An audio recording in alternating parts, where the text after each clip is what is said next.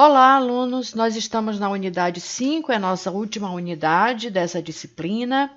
Nessa unidade, a gente vai trabalhar com a evolução do orçamento público, como o instrumento do orçamento público foi evoluindo ao longo dos anos, foi se tornando mais fácil, mais claro, mais transparente, para que toda a sociedade possa entender de orçamento, possa fazer a leitura do orçamento público. Isso é muito importante, saber como o governo gasta, em que gasta e se isso está atendendo à necessidade da própria sociedade.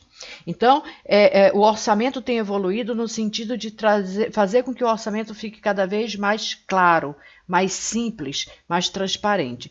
E as perspectivas do orçamento público, né? Então, nós estamos no último módulo da nossa disciplina, né?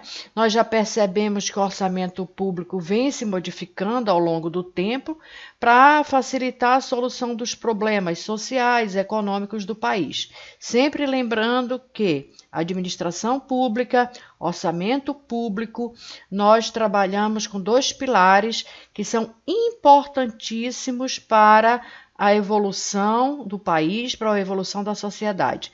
É equilíbrio social e equilíbrio econômico.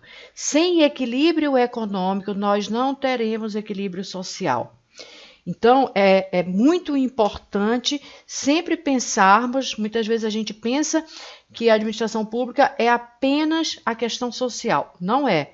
Para que se tenha uma sociedade justa, uma sociedade equilibrada, nós precisamos ter uma economia forte, uma economia pulsante, uma economia que possa favorecer que todos os brasileiros tenham direito ao trabalho, tenham direito ao emprego, e isso é que traz a cidadania. Então, o orçamento público, nós já falamos um pouco disso, né? No primeiro vídeo. O orçamento público ele foi criado e começou a ser utilizado por todos os países do mundo, né? A preocupação central do orçamento público era apenas o controle dos montantes de receita que eram depositados pelas pessoas, que eram depositados pelos contribuintes, a questão do tributo, né? Isso aí, se você analisar desde a época de Jesus Cristo, só trazendo aqui do século, desses últimos períodos, né? Desde a época de Jesus Cristo, que a gente escuta falar de tributo, né? A tributação. Então, o início do orçamento era para controlar quanto era arrecadado e em que se gastava, ok? O que se gastava. Nesse contexto, desenvolveu-se o que hoje nós chamamos de orçamento tradicional, que é exatamente isso. Quanto se recebe, que era mais uma questão contábil, quanto é recebido pelo Estado e quanto o Estado iria gastar. Do orçamento tradicional se evoluiu para o orçamento de desempenho, que já se preocupava com o que se iria gastar, no sentido se isso tinha uma importância para aquela comunidade. E hoje em dia a gente tem o orçamento programa, que ele já é voltado para resultados. Resultados, o governo tem que gastar para desenvolver a sociedade, para apoiar a sociedade, ele precisa trabalhar para melhorar a sociedade. Então, nessa perspectiva de melhoria da sociedade é que o orçamento é feito atualmente. Tem alguns aspectos importantes acerca do orçamento público que nós iremos analisar. Ou seja, no início do século XX e particularmente após o advento da crise econômica de 1930, foi uma crise econômica que mexeu muito com o Brasil, foi considerada a pior crise do capitalismo moderno até 2019, né? As autoridades passaram a reconhecer que o Estado tinha um papel importantíssimo a desempenhar na promoção do desenvolvimento econômico. O Estado ele necessita fazer uma intervenção para considerar a questão do desenvolvimento com igualdade. do desenvolvimento com distribuição de renda, do desenvolvimento aonde nós não excluímos pessoas. Nós vivemos num mundo que nós precisamos incluir todos nos programas governamentais. Só há desenvolvimento se houver desenvolvimento de toda a sociedade. E isso começou a se perceber no Brasil a partir de 1930, ok? E após a Segunda Guerra Mundial, houve uma reafirmação dos valores burocráticos. É o que nós chamamos, dentro de administração pública, vocês já devem ter visto, no Brasil, nós tivemos 3 modelos de administração pública. O primeiro modelo de administração pública brasileira é a administração pública patrimonialista. O que é administração pública patrimonialista? É aquela administração pública do monarca, do rei, do faraó, onde o Estado pertence, e isso é literalmente, o Estado pertencia ao seu mandatário, o Estado pertencia à família real. Tanto é que dentro do Estado você tinha apenas os nobres e você tinha os servos, os súditos, os escravos. Escravo, isso não no sentido de cor, né? Isso é uma outra questão. Escravo é aquele povo que já tinha sido conquistado. Então, e todo o Estado pertencia à família real. É o primeiro modelo de administração pública brasileira, porque nós fomos conquistados pelos portugueses, não é isso? E um exemplo muito pontual do modelo patrimonialista no Brasil são as capitanias hereditárias. Ora, o Brasil pertencia a Portugal, Portugal divide o Brasil como se fosse um bolo, e deu um pedaço à capitania de Pernambuco, à capitania da Amazônia, à capitania do Rio de Janeiro para portugueses que estavam vindo se estabelecer no Brasil. E eu só posso dar aquilo que é meu. Então, Portugal deu as capitanias, que se tornaram os governadores das capitanias, porque o Brasil pertencia a Portugal. Esse é o primeiro modelo de administração pública brasileira, o patrimonialismo. E depois do patrimonialismo, aí na Europa, no século XIX, já tem aí os modelos burocráticos, né, baseados nos estudos do sociólogo Max Weber, que trabalha a questão da burocracia. O que é a burocracia? Vocês já devem ter estudado isso em outras disciplinas. É um modelo, né? É um método de você organizar a administração pública, organizar uma gestão, não necessariamente a administração pública, por normas e procedimentos. Tem que ter norma, tem que ter legislação, tem que usar racionalidade, tem que utilizar a impessoalidade, a questão da meritocracia, né? Então, nos anos 30 no Brasil, com o governo Getúlio Vargas, houve uma reforma administrativa do Estado. O Estado não poderia viver baseado no modelo ainda patrimonialista, precisava ser organizado o Estado brasileiro, e em 1932, mais especificamente, houve a reforma do aparelho do Estado e foi implementado um modelo de administração pública burocrática. Esse modelo de administração pública burocrática, isso é importante que nós façamos essa análise. Quando é implementado um modelo de gestão, não significa que no outro dia as pessoas deixam de se comportar de forma patrimonialista, ou seja, achar que a administração pública pertence a eles. Se nós analisarmos, até hoje se vê governante no Brasil, e em outros países também, que acredita que a administração pública pertence a ele, pertence à sua família, e aí a gente tem todos os problemas de corrupção, nós temos o problema de nepotismo, nós temos o problema de informações privilegiadas para determinados grupos econômicos, tudo isso chama-se de herança patrimonialista. Então, após a Segunda Guerra Mundial, houve essa reafirmação dos valores burocráticos, né? Ao mesmo tempo também a influência da administração de empresas privadas, e aí se implementou uma melhor performance do governo, do Estado, e também houve aí mudanças e organizações da peça orçamentária, né? E o Brasil ele passou por essas melhorias, né, de performance na administração pública, e essa mudança, né, ela vem se arrastando ao longo do tempo, só que houve uma questão. A administração burocrática, não pelo problema da burocracia, né? A questão da burocracia é algo que nós temos que referendar.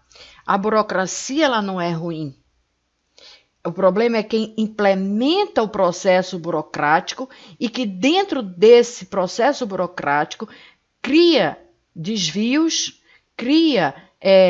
favorece corrupção, favorece nepotismo, favorece informação privilegiada, e os gestores da administração pública criavam cada vez mais lei para evitar a questão da corrupção, né? Só que não conseguiu. E nos anos 80 no Brasil, se chama os anos 80, a década de 80 no Brasil é conhecida como a década perdida. É onde o Brasil tinha uma hiperinflação, e quando eu falo em hiperinflação, a inflação chegou, né, na década de 80, muitas vezes a mais de 1000% ao ano, mais de 1000% ao ano, e o Brasil estava estagnado, não havia crescimento, não havia desenvolvimento econômico. O Brasil se mostrou nos anos 80 como um dos países, um dos maiores devedores de todo o mundo, né, aos bancos internacionais, e quem deve tem que pagar juros, correção monetária, e toda a riqueza brasileira era transferida para o pagamento de juros, correções monetárias, taxas de empréstimos, e nós tínhamos, nos anos 80, a década perdida. Mas nos anos 80 também, surgiu também a questão da globalização, né, a globalização da economia, a globalização do mundo, e algo que aconteceria nos Estados Unidos iria repercutir no Brasil, que iria repercutir na China, e se precisava no Brasil de uma gestão pública mais eficiente, né? Então, em consequência dessa disfunção burocrática, a administração pública se tornou lenta, cara, autorreferida. Na verdade, autorreferida, a administração pública só se preocupava de criar norma para evitar a corrupção. E era engessada todas as máquinas. Era difícil de operacionalizar a administração pública, né? Então, ela tinha uma baixíssima performance, a sociedade estava vivendo situações de extrema pobreza, a educação com muitos problemas, a saúde com muitos problemas. Não que nós tenhamos resolvido isso, né? Não que isso esteja completamente resolvido nos tempos atuais, mas algumas questões evoluíram, né? E é um processo de evolução. E muita corrupção. O Brasil ele tem uma chaga, o Brasil tem uma doença, o Brasil tem uma patologia, né? Que essa patologia chama-se corrupção. Essa patologia ela consome a riqueza brasileira. E isso existe desde o patrimonialismo, né? A riqueza brasileira ela não é empregada, ela não é aplicada para a sociedade brasileira. Há desvio de dinheiro, há desvio de riqueza. E aí o que acontece? Isso reflete na qualidade de vida da nossa sociedade, isso reflete na saúde da nossa sociedade, isso reflete na educação, isso reflete na segurança pública. E isso a gente vive até hoje, eu sei, né? Houveram evoluções. Mas como eu estava colocando para vocês, nos anos 80 a situação era muito mais difícil do que é hoje. E o Brasil estava entrando, ou o Brasil iria falir, viver uma situação de insolvência, ou o Brasil precisava passar por uma nova reforma do Estado, como aquela que aconteceu em 1932, que busca os parâmetros burocráticos, que estava tudo certo naquela época, né? Tinha que buscar realmente um Estado mais normativo, um Estado mais organizado. A burocracia não é ruim, foi como se utilizou a burocracia, mas o Brasil precisava de um novo direcionamento. E aí veio a reforma do Estado no Brasil nos anos 90, aonde se criou aí a administração pública gerencial voltada para resultados. Essa administração pública gerencial, ela é baseada, né? Ela é baseada naquilo que o governo precisa fazer, naquele resultado que o governo precisa, né?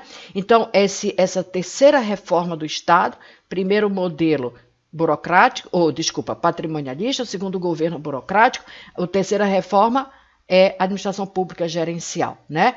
Ela se concentrou em transitar dessa administração pública burocrática para a administração pública gerencial voltada para resultados, baseada em aspectos da administração pública, da administração privada, da administração de empresas privadas, né? E aí ela busca um redirecionamento dos paradigmas da gestão burocrática. Professor, o que significa isso? Significa aquilo que eu já coloquei para vocês. A administração pública burocrática não é ruim. É como o Brasil utilizou.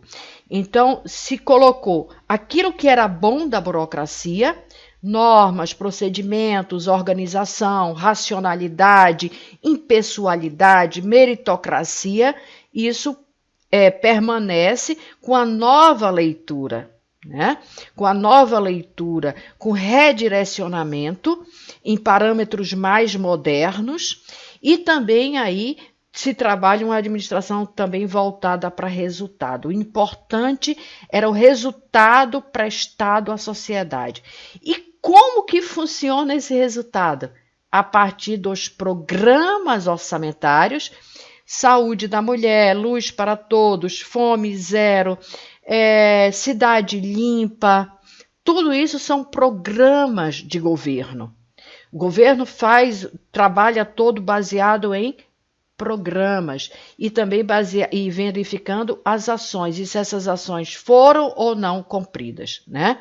Então, dos instrumentos que viabilizou essa administração voltada para resultado, a administração pública gerencial voltada para resultados, foi exatamente as peças orçamentárias direcionadas para a sociedade e com controle dos tribunais de contas, né? Então, essa mudança, porém, não poderia ser realizada de um dia para o outro. Nem deveria ocorrer com a mesma intensidade nos diversos setores. Lógico, tem uma questão cultural, tem aquela questão que eu falei desde o início. Nós não mudamos as coisas tão rápido na administração pública porque existe uma cultura enraizada. Existe algo internalizado no fazer público. E esse fazer público é difícil mudar. Por que é difícil mudar? Porque favorece determinadas pessoas. E quem está sendo favorecido não quer mudar.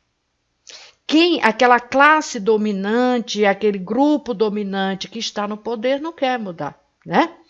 Então, por isso a administração pública muda com dificuldade, né?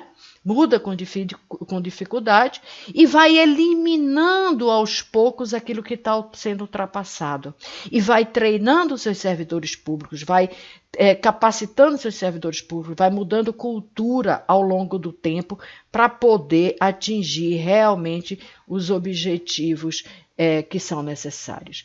Então, essa nova administração pública, né, voltada para resultados, ela traz um novo conjunto de ideias, né, mais flexibilidade, possibilidade de ampliação da autonomia dos gestores.